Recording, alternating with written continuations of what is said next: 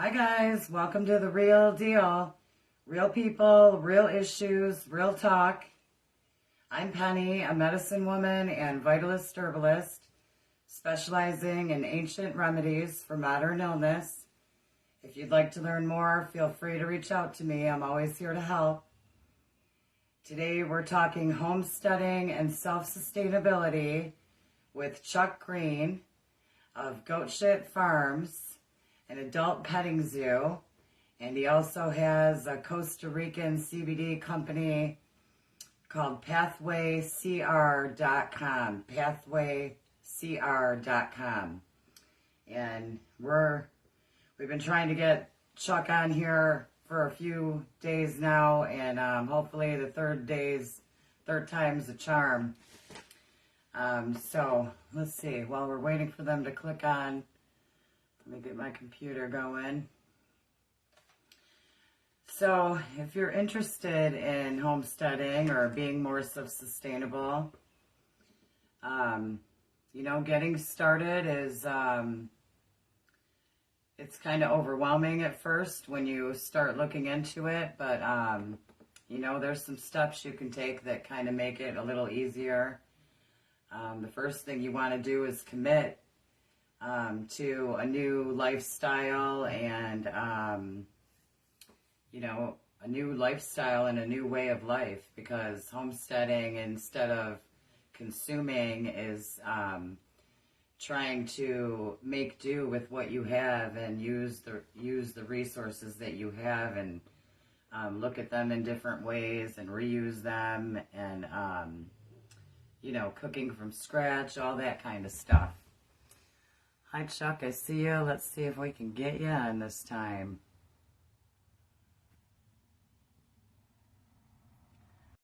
Let's see. Hopefully, turn this off.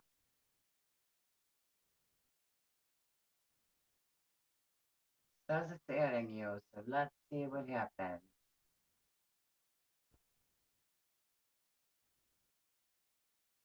Oops, hold on.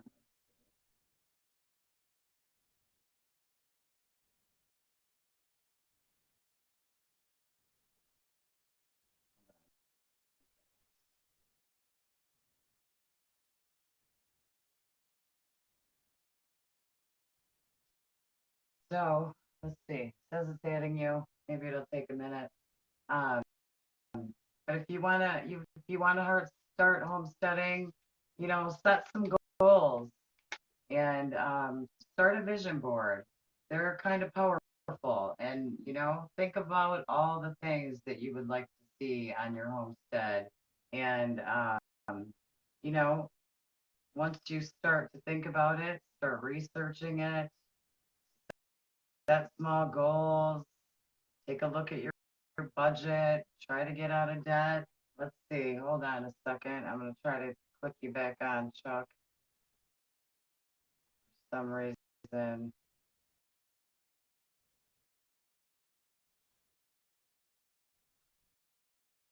Come on, Facebook, let's do this. I don't know why on my end it's showing that it's frozen up too. Let me close out of this. Says it's adding you again, so let's see what happens. And so, when you're making a budget, be realistic. Um, you know, there, there's a lot, when we're living in the matrix, we consume so much more than um, is really needed. I noticed, like I used to have a leased car before I started homesteading, which was big insurance, and it's things like that, grocery budgets, and all kinds of things. You'd be surprised at how you can actually chip away at your spending. Let's see. Come on, I don't know. I'm trying one more time, Chuck. I don't know. You know, if this doesn't work this time, I'm gonna cut it short today, guys. But I will definitely get another streaming device so that we can get Chuck on here because I definitely see it might be adding you now. Looks like I'm freezing up on my end too. So for some reason it doesn't like our connection. Let's see, guys. Trying to connect my computer. See ya on there. Let's see. Let's try one more thing here. Thanks for bearing with us, guys. But it's not looking too good so far. Chuck, I'm gonna try one more time. God, you know, you can't say we haven't tried. Let's see.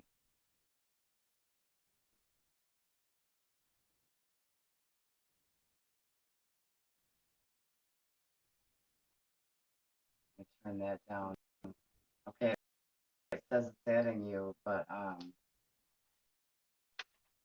it just went away again.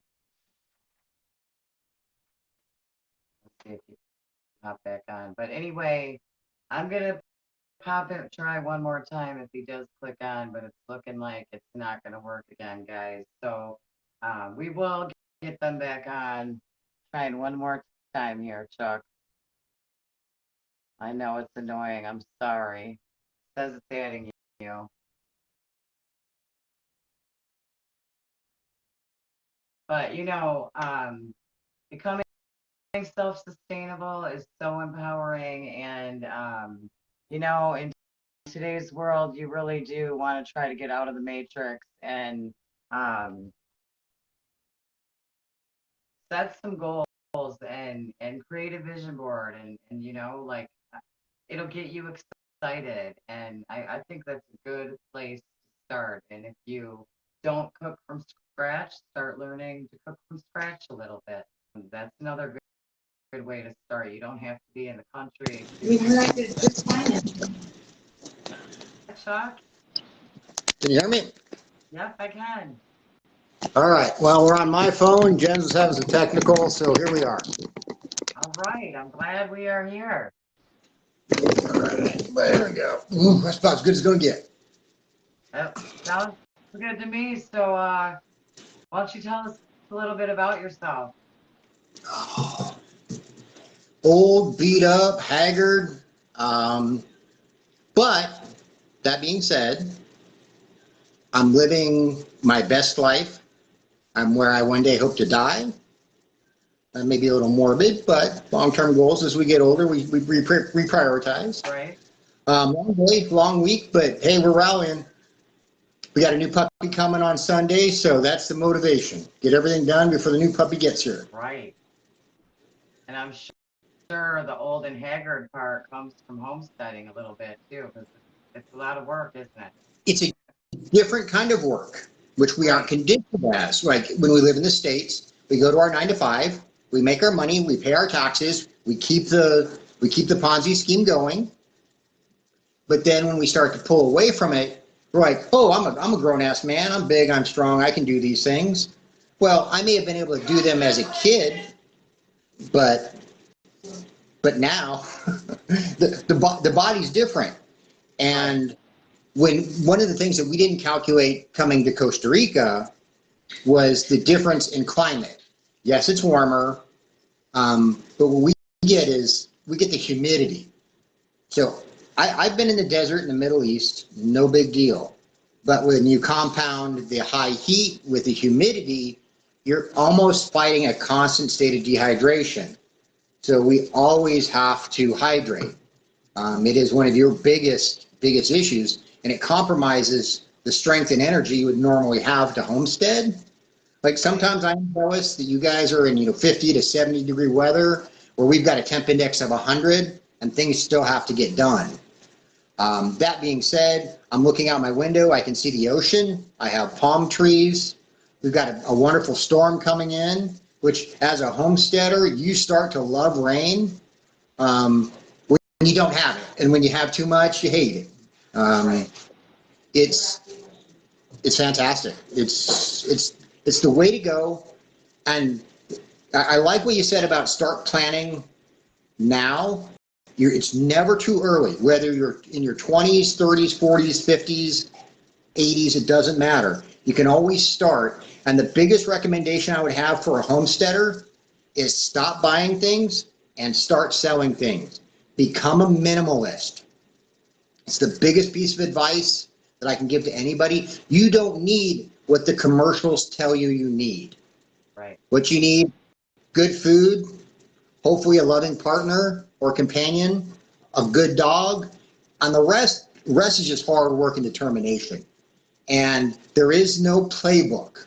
It's like you can't go to Amazon and order, the latest, greatest homestead book, and this is what's going to answer all the questions I'm going to have. Right. It is trial by fire, trial by error. You're going to fail regularly, especially if you try to do it in a remote rural area, because we lose that access to convenience. Right. When I lived in the States, it was 5 minutes to Fred Meyer or 5 minutes to Home Depot. Well, now move to a third world nation, okay? Costa Rica claims it's a little different. It's still a third world nation once you get outside the major cities, okay? Now factor in, I don't speak Spanish. Right. Okay, I'm a minority. I represent about 2% of the population in Costa Rica, which I'm okay with. Doesn't matter, because honestly, people aren't what they used to be. I'm a Gen Xer. I'm going to be 52 this year. So we grew up where if you did something wrong on your block, Mrs. Smith would discipline you until your mom or dad got home. Yeah. There was a communal accountability, and there was a communal structure. As I grew up, that disappeared. So the going next door and borrowing a cup of sugar isn't a thing anymore. Yeah. It's now we just have it delivered, or Amazon's coming to our house every other day. Now, once you stop that, you realize how much money that we're spending that we could be saving for our real goals and dreams on everyday, that feel-good factor, that consumer fix. Right. Well, the nice thing about where we are, we have to drive 35 minutes to spend money. On the money that we're spending, it's on goat feed, food, or fuel. We can't go. I mean, I can walk downtown Perito, which is the closest town to us. I can buy hardware, but there's nothing to impulse buy. Right.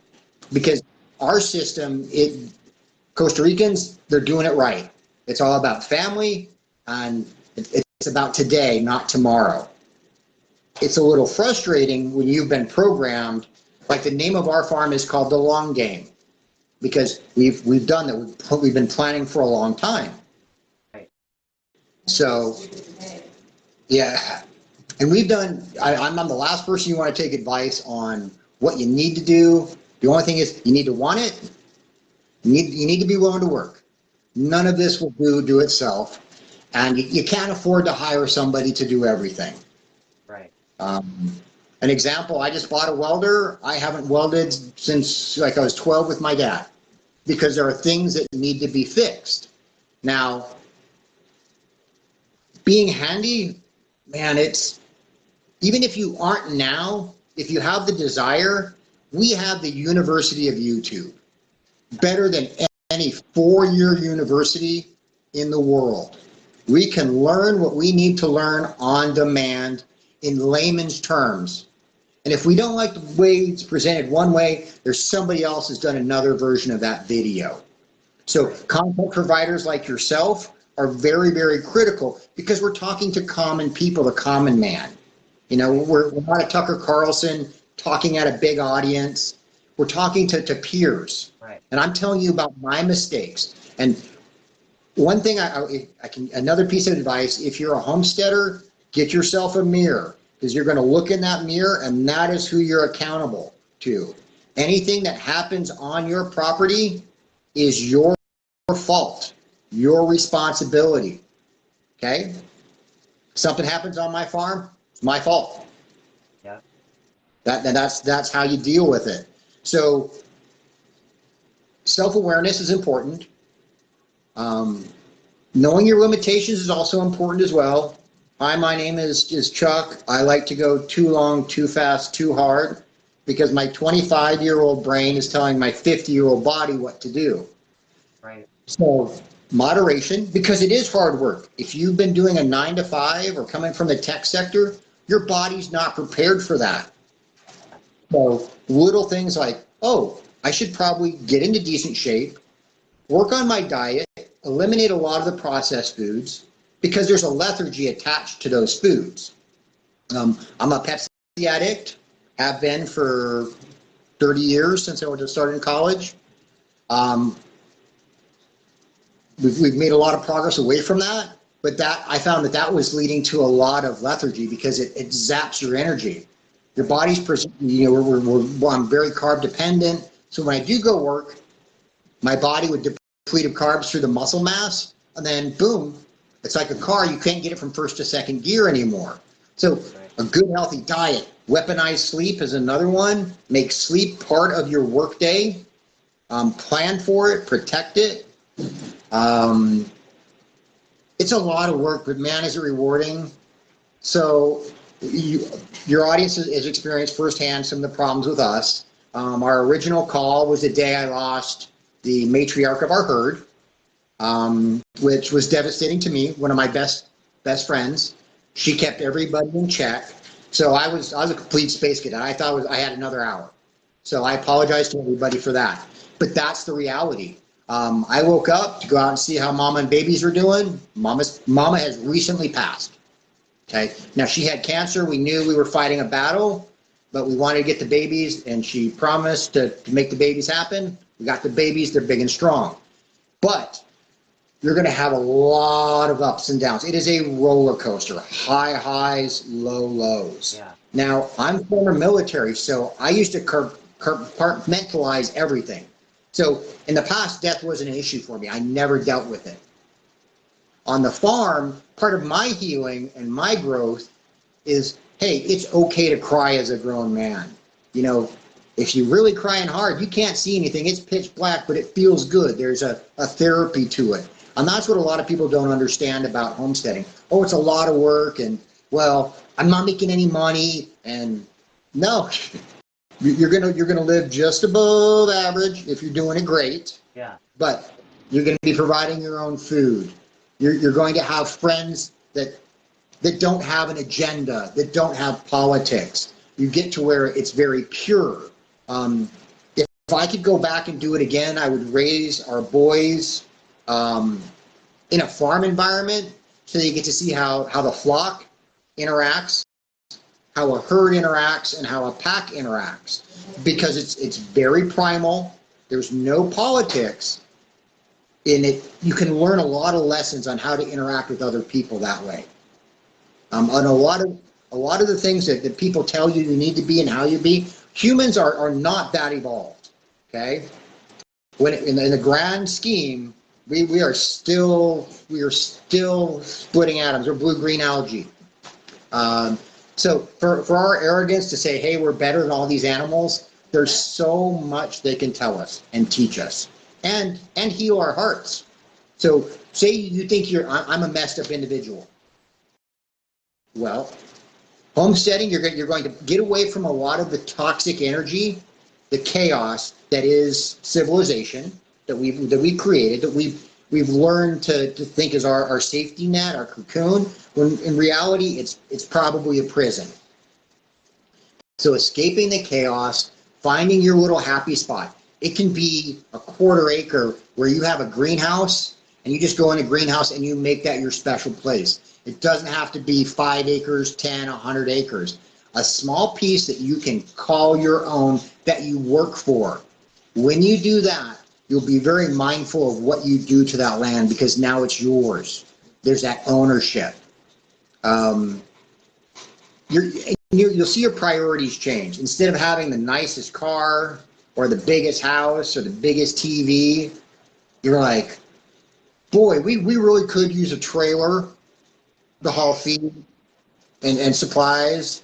Yeah, I don't care about my 4Runner because I haul goats in the back of it. You just think differently. I've got baby goats right now. Mama passed. We're bottle feeding the babies. They come in the house at night because I'm too lazy to go out in a storm to feed them.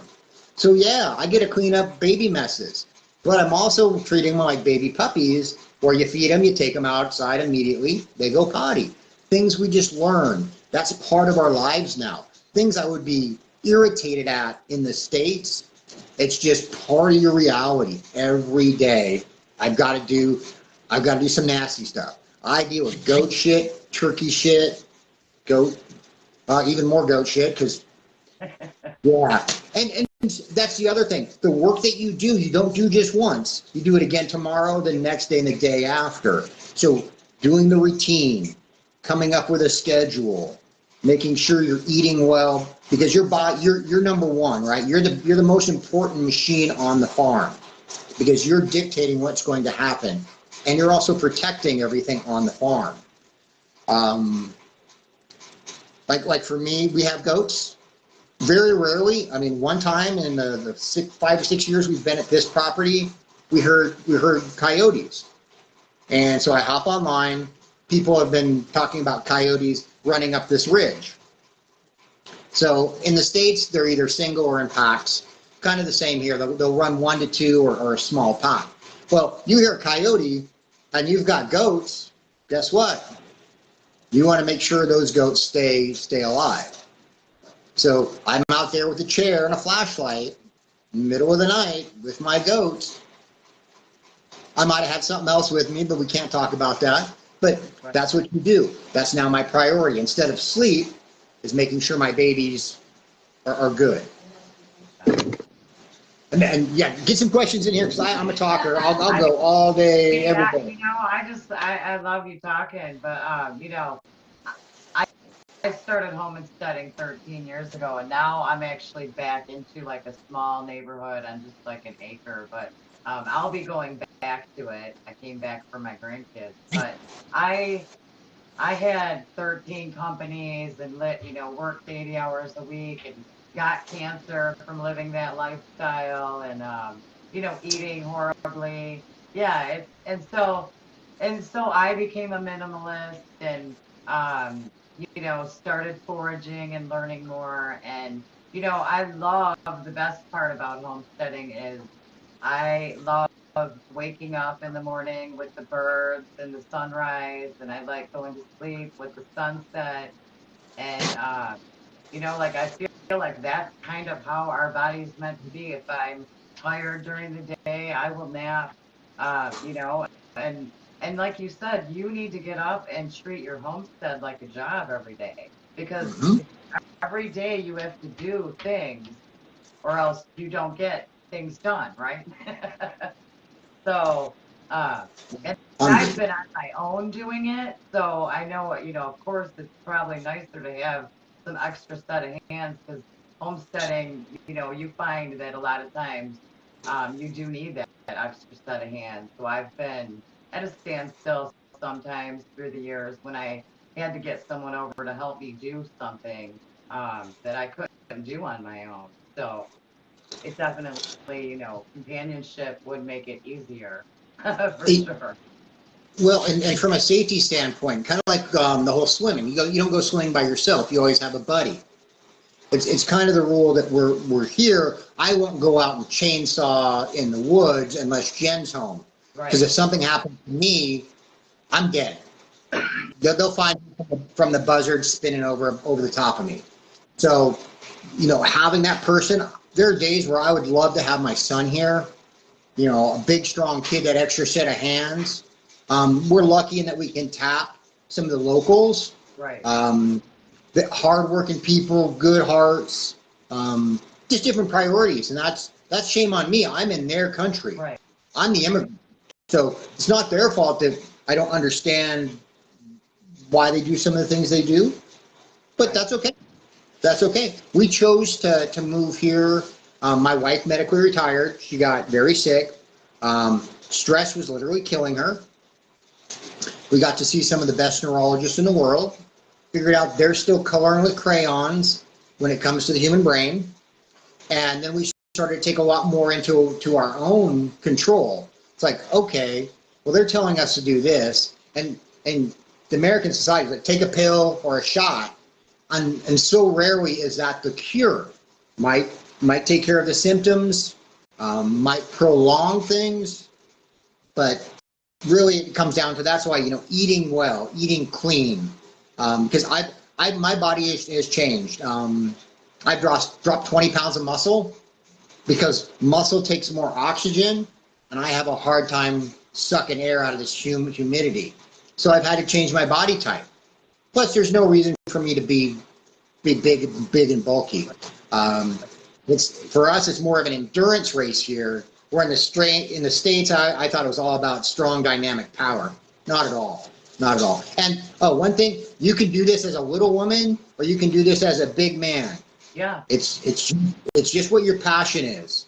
My wife was in bed for 5 years dealing with her brain disease. So, there, you don't have, but she would still make it out to get that fresh air. When the baby, show her the babies, you see her eyes light up. There's a lot of therapeutic to it as well. It's not just a hard work. I'm an asshole. I am a major prick in the States. I'm just I'm a little asshole here. But part of it is me getting out of that environment, because I thought I rock and rolled in chaos, just put on the metal, let's go, just run through a brick wall. Well, when you have that mentality, you're not always the best human being. You don't interact with humans in the best way. And that's why I want to go back to watching how animals treat other animals. You can learn a lot from that. You can still have efficient communication, and sometimes keep it simple, stupid. We like to overcomplicate things. They don't need to be. Yeah. It's. So what got you into, when I started homesteading, I looked into Costa Rica, but it was, like if I did that far of a move, I'd probably never see my son as much and my grandbabies, but it was really intriguing to me, like a good spot to homestead. What got you over that way? Why did you pick Costa Rica? My wife and I got married in Costa Rica in 2013.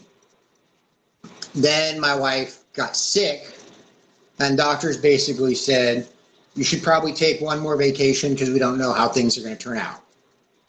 So my wife, completely doped up on steroids, methotrexate, other drugs, came down here and had another, could have been potentially our last vacation together. So we came down, and we had met some friends on our marriage trip. So we came back. They encouraged us to come down. So I came down in 2017 for a year by myself. We rented in a place, because you never want to go to another country and buy immediately, because you don't know. And you aren't always going to get an honest story from people. So we came in country, spent a year looking around at different parts. Jen would fly down every few months. We'd go look at another area, figured out where we wanted to be. We were looking at doing an eco retreat like everybody else here. We thought we had some partners. When it came time to put money on the table, they disappeared. So we had to pivot, and we got lucky to find the place that we were in. It was close proximity, and I'd watched that property for a year, because something you want to do is, if a property has water rights or water access, you want to see that year round here, because from December to May, we can go 5 months with no rain. Right.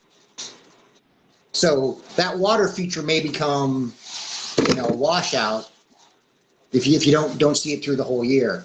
Luckily, we found this place, and that was like, I wanted to get out of the States, because if I stayed in the States, I was in a real negative loop, and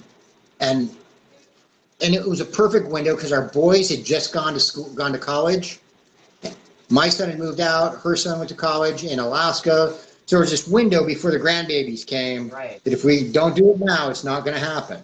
Right.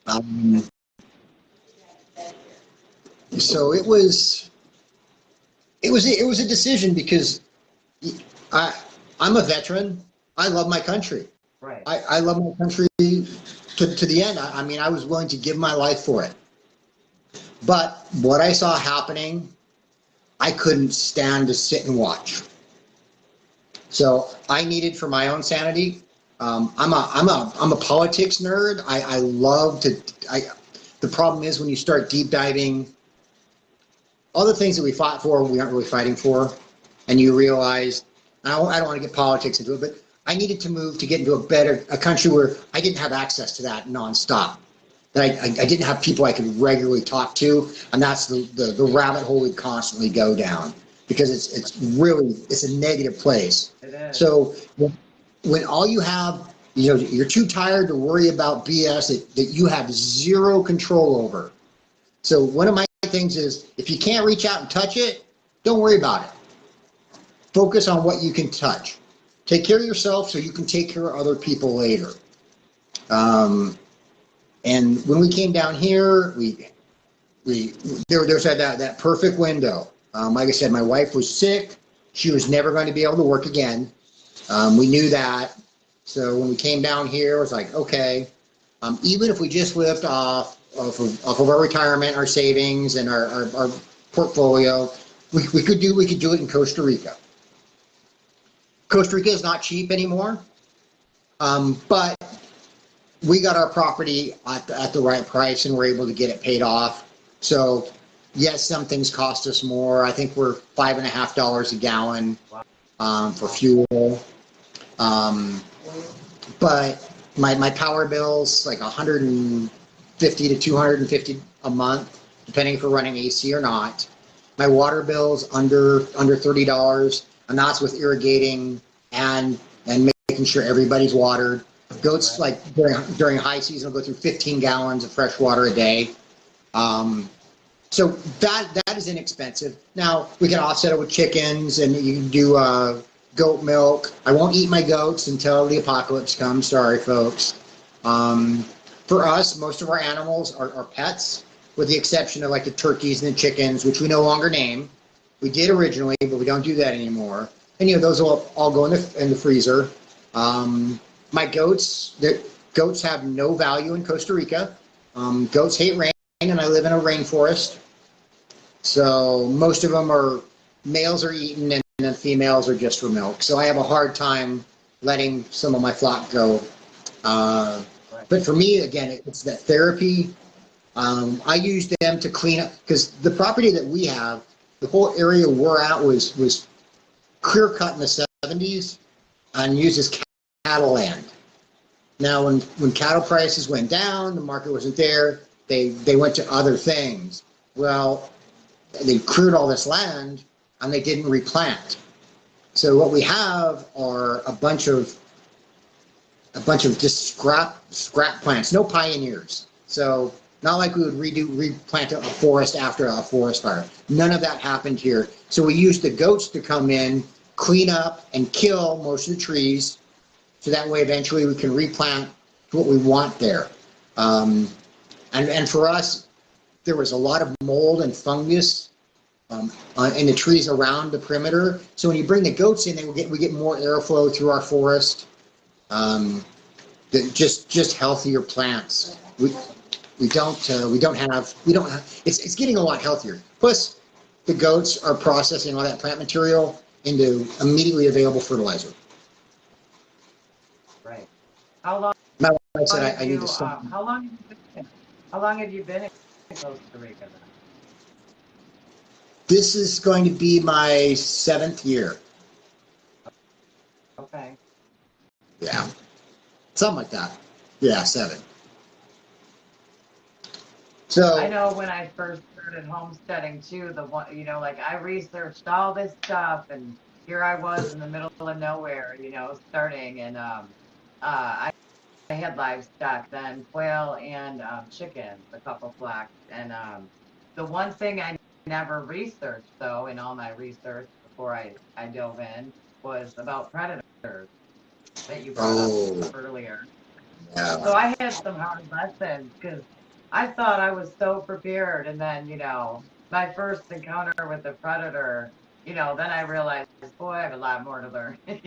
That was just the beginning stages, but that's a big thing when you're used to being in the city, and then, you know, like me, I'm in the woods every day, foraging or whatever, at least getting out there, and you know, then you're in their world then, you know, so you have to be aware of what's around you and stuff like that. And you know, I don't walk around with a gun or anything in the woods, but I am aware. I do make noise when I'm walking through the woods and stuff. But it is a different world when you're in their world. um, but I feel like, you know, if you're not startling them, they're not out to hurt you. So you know. Oh, nobody wants to see us. We're not what they Right. want. Yeah. We're in their world. So shame on us if they bite us. Now, we have a ton of things in this country that will kill you. Right. Okay? Scorpions everywhere. They won't kill you, but they'll annoy you. We've got more flying, stingy things. We've got a ton of snakes, a lot of vipers. I live in an episode of Nat Geo. That's how I describe it to my friends back home. All these things that can kill you are within a stone throw. But guess Right. what? I'm still here. I'll still walk barefoot. Yeah. You know what we've done? I call it a kill field. Just we have opened up around the perimeter of our home, mainly for airflow, Right. because we have a small breeze, which is a huge advantage to where we are. Getting that breeze, opening things up. They stay in the jungle. If we go in the jungle, we take the dogs, like you said. Right. Startle them. They don't want anything to do with us. We Right. use dogs. I strongly recommend if you're going to homestead, a good dog is worth its And I weight. have a dog. Yeah. Just the warning, the safety, the security, the companionship. It is important, especially if you decide to do it on your own. Having somebody out there, just psychologically, you're going through it, you're doing something that requires two people, but your dog's there. Somehow you figure it out. It's because you have that almost a little more confidence, right? Because your buddy's right there. You don't want to let him down. He's doing I his mean, job. honestly, I've had my dog, you know, I never thought about it, but I've been on my own homesteading this whole time. And if I didn't have my dog, I probably would have went nuts. I mean, I Yep. talked to him. He's my bet, you know what? He's my ride or die. He's been there through it all. He's saved me a few times in some horrible circumstances. You know, he's protecting me. So yeah, even though I don't have a human, I have something that's even more loyal. You know, he's Yeah. loyal. He's completely loyal. You know, so yeah, you need a dog at least. You're going to be alone homesteading. Well, and if you go into the homesteading lifestyle, like I can think back, what would I be 200 years ago? Would I have been a farmer, a homesteader, a cowboy, a hunter, a trapper? I would have been a homesteader. I need a base. There's something very comforting about knowing I'm coming back to my base. It will be okay. I'm at my base. Kind of the foundation thing, you know, build up your base, and then you can help other people and other things. Right. And that's what we're doing. We've been here 5-6 years, but we're just now really getting back to taking care of the land, building the house out, making some improvements. Because my wife was sick, I was depressed. We didn't do a lot. Yeah. Bottom line, it's tough. You do just the bare minimum, but homesteading, the more you do, the more you get back. So, you know, there's that incentive. You know, the more you grow, it's. Oh, and raised beds. If you're over 50, raised beds are your best friend. You do not want to bend over, and you do not want to go on your knees. So I've invest in raised always done layer gardening, you know, Yeah. but I've never done I've done hay bale gardening, so they were kind of raised. But I'm 51, and yeah, I might get into the raised beds myself too, because just on my knees, and you know, it's getting harder as I get older. Well, and it keeps a lot of things that will eat what you're growing above, right? Right. I have goats. My goats get out, they will destroy anything I'm growing. Right. That's the beautiful thing about having goats. Yeah. But at the same time, we'll get 6-inch grasshoppers come in the middle of the night and do the same thing. So for us, we started to repair our greenhouse, we had to rebuild most of it, but ultimately that's where we'll do a lot of our gardening. The other thing, wherever you pick to homestead, really take into consideration the climate, not just in the good months, but also the bad months, so you know how you have to prepare. Water is the other thing. Water access. There's a lot of cheap land out there that I can make something of this. If you don't have water, you're dead. Yeah. So think about that. Water rights are more important than the total scale or size of your property. We're blessed. We have a spring, and we also have a water company that we call Maya here, which means I think water in Spanish. But the water, I drank the water out of the tap, and it was one of the selling points to our home. It was that good. Right. High calcium, but wow. Things like that, getting away from, as much of the soda and the beer and the alcohol that we consume. I just never made any good decisions when I was drinking. Yeah. And out here, you can't. You know how you said that, like you're 30 minutes or whatever from town, like me too. Now I'm closer, but and I do go to town more because it's literally 2 minutes away. But when I was in the, wild, I only went to town once a month. So it's easy to not spend that money. Yeah.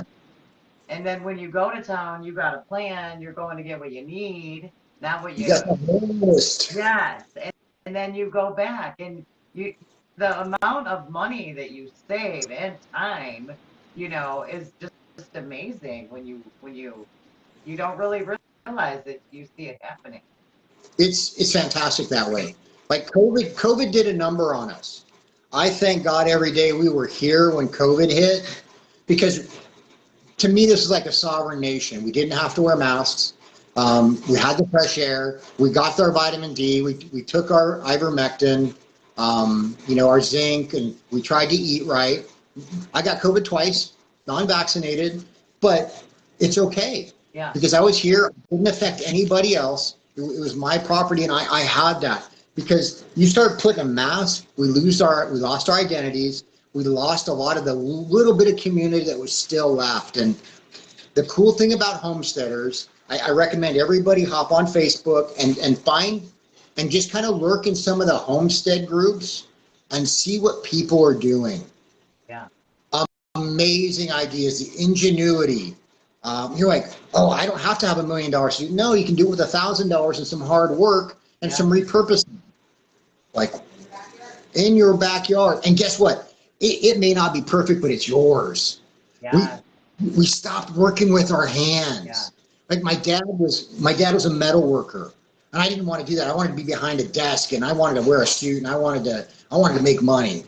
Well, guess where I am? I'm where my dad got to spend, 75 years of his life working with his hands, doing what he loves. So to people, hop in those forums, see what they're doing, and start making friends in those communities. You'll find a lot more in common. And you'll start to worry about things that are truly important. A lot of the minutiae that we hear doesn't matter. Like, I don't care what your politics are. I don't care what your orientation is. Hey, what are you doing to help your goat? Or what can I do for you? What can you do for me? Let's barter. I'll trade you 2 dozen eggs for a gallon of milk. If we can start doing that again, get away from the economic system, be friends, and benefit from our hard work, you feel better about yourself as a human being. Because I have something to show for it.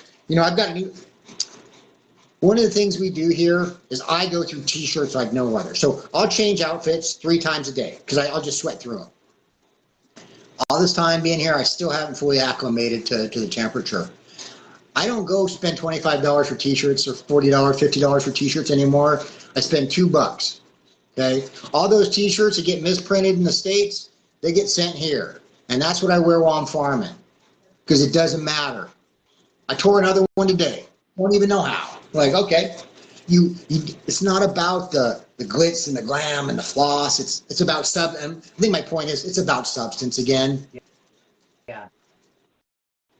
I mean, I even, we all fall into the matrix coming out of school and growing up and society. I mean, I was there too. I had the lease car and the Gucci and you know what I'm saying? And all the money but is it worth it? What is it really worth? Like, is it worth being sick and tired and not healthy or is it, is simplicity better? I mean, I've found that this way of life is so healing for your soul. And, like you said, I'm sure Jen, like, obviously she is doing better now that she's away from where she was. Obviously, she's doing good over there. Well, we made ridiculous money the last couple of years we're in the States. But you know what that money didn't do? It didn't heal my wife. Right. Best doctors in the world, best access to drugs, didn't heal her. So when we came down here, we're plant people. We believe in the plant. It does amazing things. So my wife basically came, and finally we decided to do a Rick Simpson protocol. 30 grams, 90 days, pumped it through her. She came off the cancer drugs and the steroids that she was on. Because the drugs they had her on, they didn't have any long-term testing to what it does to the body. Because most people that take those drugs die. Yeah. So there's no long-term. She'd been on them for almost 5 years. So we had no choice but to transition out. So we start relying on the plant, eating it, medicate with it. It's part of our entertainment as well. For libation, we don't tip a cup. We will hit a bong or whatever. But we eat most of ours. Most of our stuff is integrated into our diet for efficiency. But Jen went through the protocol. Oh, she did 150 grams in a year, I think is what she just said. And that's of high quality RSO. We're blessed in that. She's still doing maintenance doses moving forward. We both take it nightly. Yeah, Jen's nightly is 200 milligrams. I'm between 80 and 100. Okay. Plus CBD. So if we back up,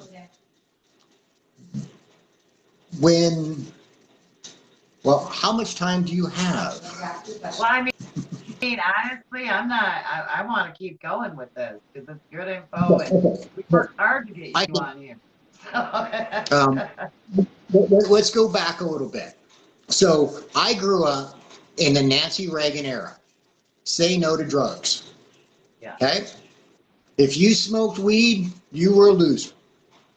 I'd smoked it in high school and college just because you have to sometimes in social settings. So I went into my 40s, didn't want anything to do with it. I'll snort coke, I'll drink tequila all night, but if you do weed, you're a loser. Well, my business partner at the time was having issues. He had to have a knee replaced. We had a real estate appraisal company. He couldn't work on opiates. He just turned into a zombie. So the state that we're from, there was medical marijuana in Washington State. We started getting pot cookies. He could function on pot cookies. So whatever they can do, I can do better. So I started growing. That exploded. I started to enjoy the plant more than I enjoyed work. For me, I was a vertical integration guy. I wanted genetics. At one point, I managed 157 strains, and I provided genetics to local gardeners and farmers. So I got into the business, and in Washington State, we had a gray area where we could do farmers markets, where a vendor like me could bring in 200 to 300 plants and get them to patients. And the nice thing about that is I got to learn the medical side. Because when I first started, it's like, okay, I can make this money up out of my basement, blah, blah, blah. But then you start to see the people that are getting that plant and they're raising that plant. So I had a cancer patient. They had cut her to pieces. Breast, ovarian, brain, throat, But I would give her a plant. Every time she came by, I would just give her a plant. And one day she came back. We hadn't seen her for a while. We thought she had passed. She came back and she goes, "Your plants kept me alive because I had to get out of bed to water them because I knew I had to come see you again." And then you start to understand the magic of not just the medicine, but the plant. And it doesn't have to be that particular plant, any plant. I grow a bazillion different types of plants. Getting back to nature, playing with the dirt, that responsibility that there's another living thing that needs you. Yeah. Won't live without you. And that's a great motivator. And so for me, at that point, I'm like, oh, and at this point, I still wasn't getting high. So I'm going to farmers markets. I'm selling 600 to 1,000 plants a month to people, and I'm not partaking. My partner is, but it wasn't for me. Like, why would I do that, right? Well, we eventually get to the point where I had somebody reach out. So from the original Northern Lights team, the team that developed the Northern Lights strain, Dennis Merrill had reached out to me. He was one of the developers. There were 5. 3 of them had already died, and one was in poor health from that development team.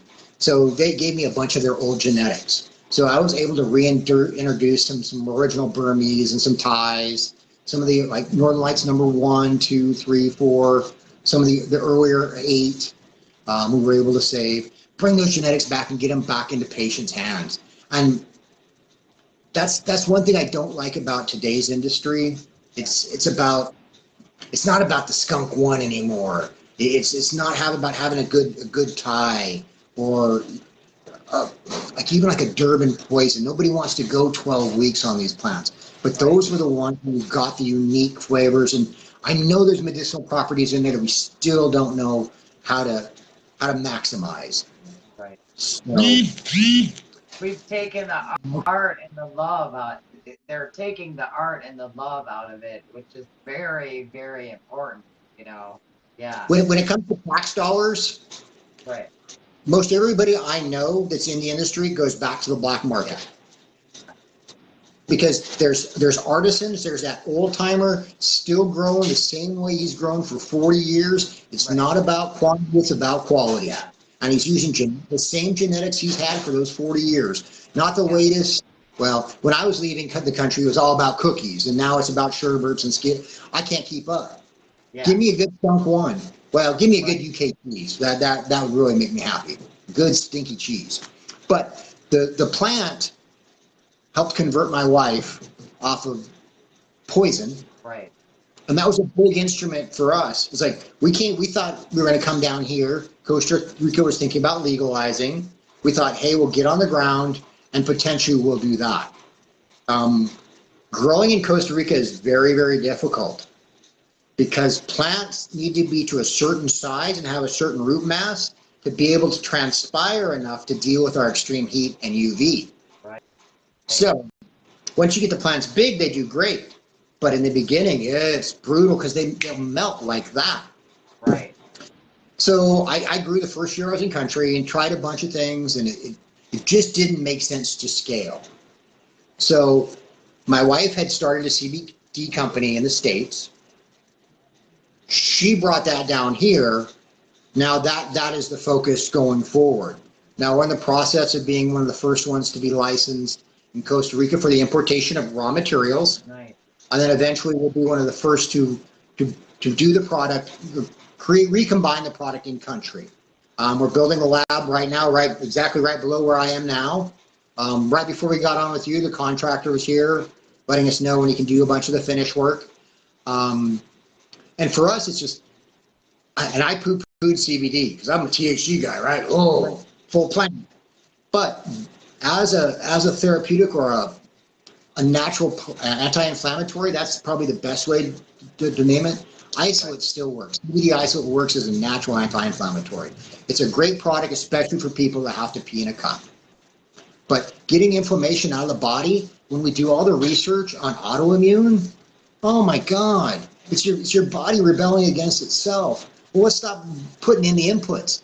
Now, when we start becoming minimalists, we don't have KFC and Taco Bell and McDonald's easy access. Right. And you can be trying to live your best life, but man, I've got a meeting in 10 minutes. I've got to get something to eat. I'm crashing. McDonald's is right there, or Starbucks. So we get away from that. We start getting away from the negative inputs. We have a different priority, right? We're not working for the man anymore. We're working for our land and for our family. Homesteading for families, strongly encouraged.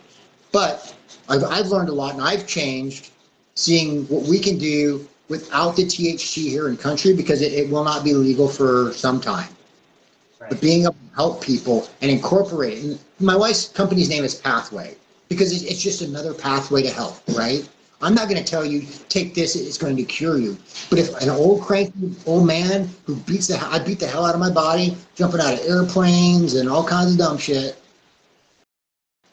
if I can take it and not have the opiate effect, I get really itchy when I take opiates for pain relief.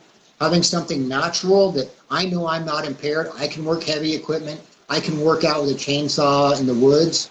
Man, there's a comfort to that, and there's a almost like an independence, because we're so dependent on everything in the States. Like, everybody's doing this for us. Now it's just you, man. Yeah. It's you, your wife, your dog. You require a certain level of bonding with your animals, because when they go run into the neighbor's yard, you gotta get them to come back. It's been fun for us. It's tough. My wife is a city girl. This is not her first choice. Right. I wasn't going to leave the country. She wanted to. She needed to get away from the stress, but she didn't know what I wanted to do when I got here. Right. I love animals. My wife says I can only have 4 dogs, so I have a bunch of goats, which are basically a dog and a deer had a baby.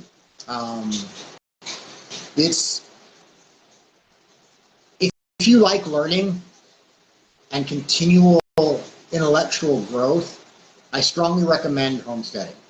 And like we said, a little piece of land, or your parents have a big lot.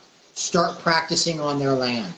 Go out. Start if you want a piece of land in that area. See what indigenous life is there. See what type of fauna is growing. Learn as much as you can. You go, I want a white oak tree in my yard. Well, you have to move to certain parts of the world to get that, if that's something you've always wanted. Like, we have big trees of life. The Save tree, I'm probably not going to grow in here, but we have some in sight. But it's what's important to you, and then work for it. That's what's your motivation, because nobody can tell you need to do this or this is what's going to happen. You got to be motivated, and you got to be prepared for the absolute worst and the absolute best. Right. And like you said, get into them groups, or start networking with people and collaborating and learning from each other, because, and like you said, that's what I think I like about it, and foraging is like the learning something new all the time, and it's never ending. And that stimulates your brain, and for Alzheimer's, that'll ward that stuff off, and staying active. Um, it's so healthy, and it's just a simpler way of life, instead of that rush, thing. And really anybody can do it. I was making good money working in the city and stuff like that too, but then, you really don't need a lot of money. Of course you have to secure your land, but like when you're living and growing and not going shopping every day, like it doesn't take a lot of money to live. It really doesn't. And then you can get creative and let your homestead make money. Like outside this winter, I foraged, like in the winter, there wasn't a lot to forage. So I foraged like pieces of wood that were covered in moss with a little tree growing out of it, mushrooms. Like I could sell those. People would buy, you know what I mean? Like I could plant, I used to do firewood or trees, or you can do herbs, like so much potential. You can, and you want to diversify. So you're not just, okay, I'm growing this. Diversify, and you can slowly get there. It really only takes a few, like I've done it twice now, and I'm going to do it again. I'm starting here again, but it took a good 5 years, like you said, 5 years of really commitment and hard work to see a big, the foundation, to where you could just start going with it. So it's It's very doable, very doable. well, one thing I would probably do if I were to do it in the States. Um, turn this off here. Sorry. Oh, Uh-oh. We might have lost him. Let's see if I can get him back on to say bye. If not, we'll just end up closing it off. Let me see. farmers markets. If you are a homesteader, I want you to find every farmer's market within an hour's drive of you. And I want you to spend time going to them. That's the best place to start networking. You're going to get confidence. You're going to learn about tricks and tips for your area. Hey, growing tomatoes in Washington State's radically different than Florida State. Okay? So learn about the tips and tricks and see what grows in your area and see if that makes sense for you. Because like we talked about earlier, bartering, go to your farmer's market, say I grow commodity X, my friend has Y, I trade him some of my X for their Y, there's no currency going through, but now guess what? Your hard work is the currency, so your X is paid for your Y. And now you have a new friend. Right. Then they start telling you about, hey, what's going on in your farm and what's going on in your farm, and hey, by the way, I've got a great source for this. Right. Because what homesteaders do, you don't just hop on the Google machine and go, hey, where do I get this? Or Amazon, can you have this here by 8 o'clock tonight? It's not a thing. Most of us can't go out and buy backhoes and tractors, but knowing a farmer that you can help, maybe you have something from your professional life, you can trade him for hours on your farm. Don't think about just money. Think about what can I trade? What can I do? We all have value. We're all good at something, even if we're good at being bad. It's Take that. hard work and effort, really, more than money. It really, like you said, that's how I got by a lot too. Yeah. By even I putting in the work to get whatever, I don't think money is the barrier to entry. No. I think desire. Because you can go to a farmer and say, hey, this is what I want to do. He's got a horrible piece of land that he can't farm, but guess what? He'll let you pay $200-300 a month to start your project on this land, and eventually you'll have a titled piece all your own. Right. Because we're not Bill Gates. We can't we can't just throw money. I don't know anybody with that kind of money, but with a little bit of hard work and start with a quarter acre. Yeah. Like for me, if I were to do it now on a very tight budget, I'd find a good piece of land with a single wide. Right. Just bare minimum housing, so I could invest in what's really important. You have a place to sleep, you have a place to cook, but you don't live in the mobile home. You live on your land. That's where you're getting all this joy. We had a big, beautiful house that we remodeled right before we left the States to sell. It had no appeal to me because it was still in the city. Yeah. I wanted out. Don't think I don't have any money or I live with my mom. I'm 30. I live with my mom. Okay. That's a reality today. When I bought my first house at 22. Kids can't go get a mortgage at 22, but you can go talk to somebody. We used to look on Craigslist, but maybe Marketplace or networking at farmers markets, talking people to groceries at the grocery store. You see a guy come in boots and a hat, and he smiles at you, or he's looking cranky, just say hi to him, because you never know. That guy might know somebody that might end up being a very important part of your life. My dad lived in a Central Oregon, very simple life, but man, he what was important to him, he had his little piece of land, he had his shop, he had his house. He worked real hard for less than he should have, but he was loyal to that company. But it was simplicity. it's not big showy. That wasn't what he was about. But he was a lot happier. His soul was more at peace.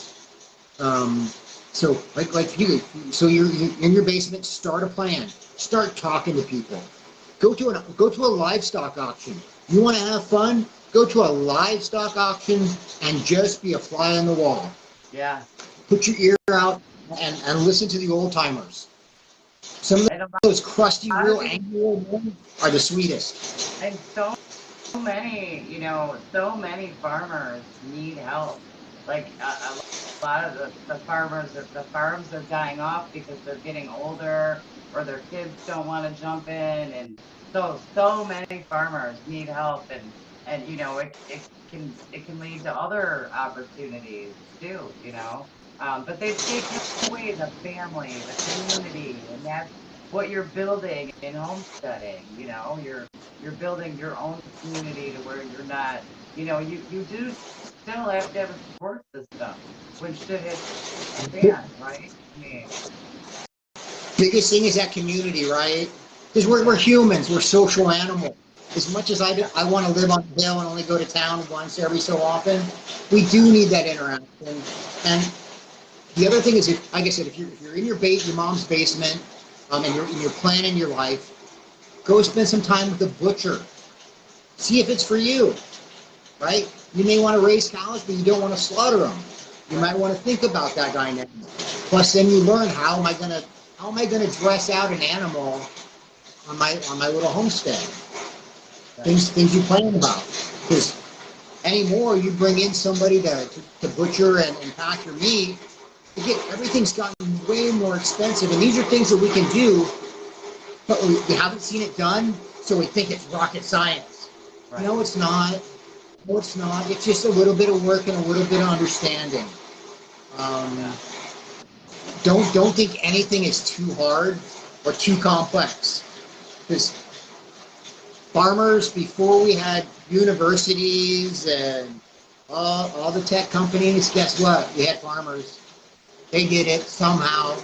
They fed their families and people around them. It's not rocket science. It's hard work and determination. And if right, our grocery stores, it was only farmers and communities. So, hold one second. I'm gonna close this door. The rain's really loud. So one second.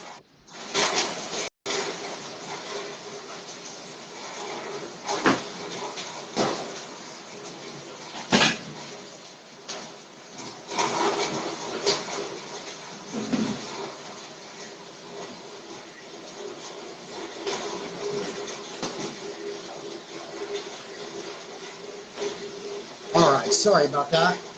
That's okay. So it is kind of getting noisy, but do you have, we've gone on for a while. Do you have anything else you want to talk about today, Chuck? 'Cause I do want to maybe get you on in the future and re-talk about this, because it's a very important thing and so much to talk about.